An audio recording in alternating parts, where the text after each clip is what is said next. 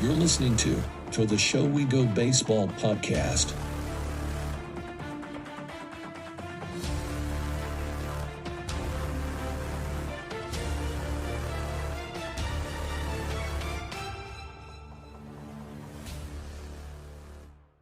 How much do you follow like MLB trade rumors and just general Twitter rumors when signings happen? Is that something that you're keeping your eye on, or is it just sort of background noise?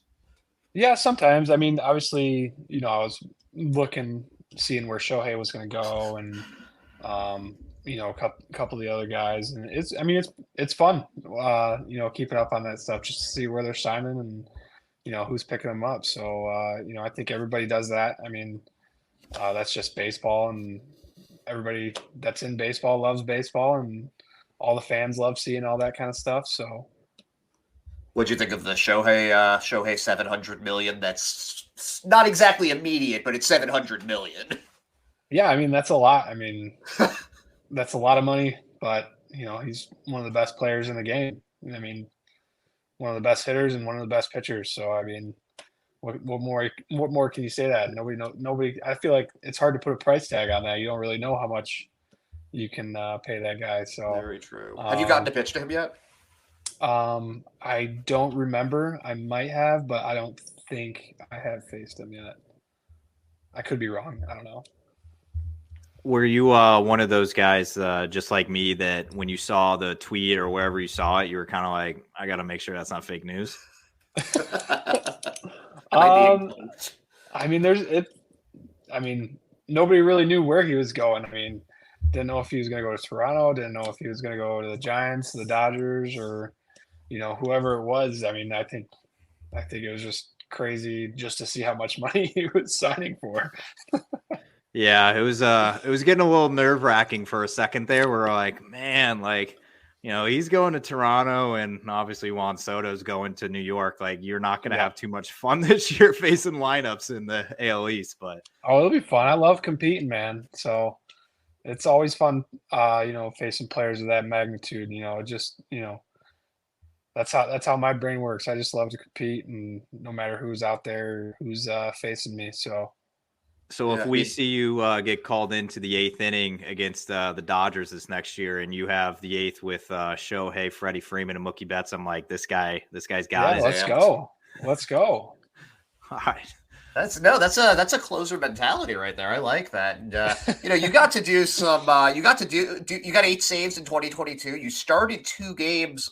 You were an opener this year. Which do you prefer? Do you prefer closing, or do you prefer opening? I love late innings, man. It's so much fun to me. I have so much adrenaline going through me, and I'm just amped up, ready to get out there. So I mean, that's always been fun for me.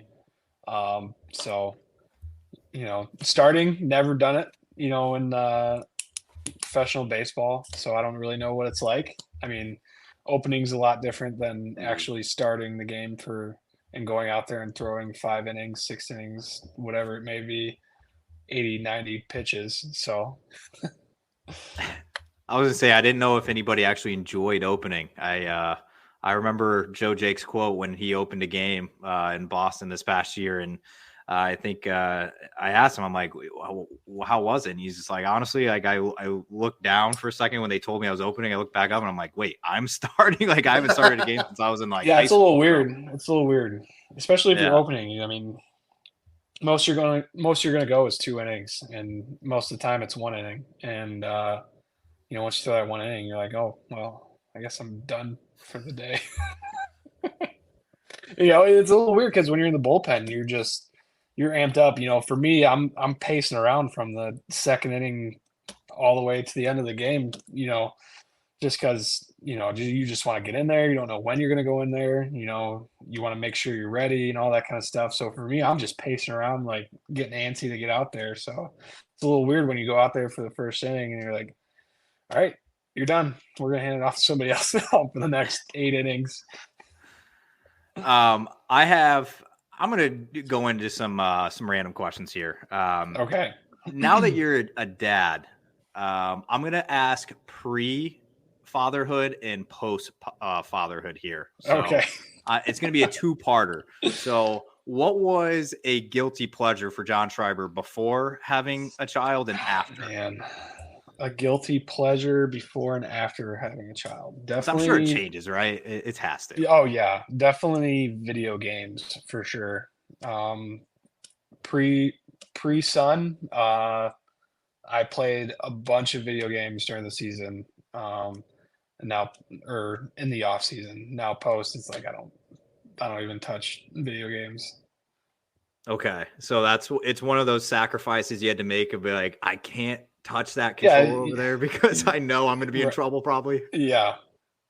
Okay. Well, and you just want to spend time with your kids now. That's kind of the main thing. It's just, why would I not want to spend time with them and play video games for 4 hours? That's a good point. That's a good point. Neglect my child. Yeah, I didn't know like during nap time or anything like that, but if you can sneak, No. I don't know if you're a Call of Duty guy or something, but just get a few matches in or whatever. But nah, I got to clean the house during those times. Yeah, I was gonna say I'm getting married next year. I know that feeling is going to be approaching very soon. I know Ed's probably in that position now. I So got married a month ago, so yeah, still nothing's really changed yet. Though. Congrats. So, thank you. Yeah, Just got that. I'm a little tanned now because I was in Aruba for a bit. And, there you go. Immediately missing it up here in the Northeast, but I bet.